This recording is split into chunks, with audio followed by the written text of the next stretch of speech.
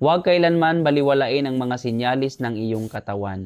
Number 1, panginginig ng mga kamay at paa. Kailangan mo ng vitamin B12, so kumain ka ng itlog, spinach at uminom ng gatas. Number 2, kung may pagnanasa ka sa yelo or malalamig, kailangan mo ng iron, so kumain ka ng mga gulay na kulay berde.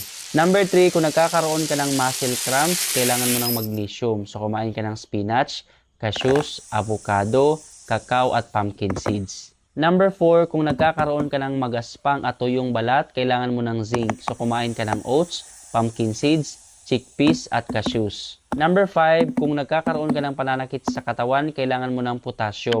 So kumain ka ng saging, avocado, kamote, spinach at beetroot. Number 6, kapag nagkakaroon ka ng taba sa tiyan, kailangan mong alisin ang labis na estrogen. So kumain ka ng mas maraming cruciferous tulad ng cabbage, broccoli at cauliflower. At kumain ka rin ng carrots para maalis ang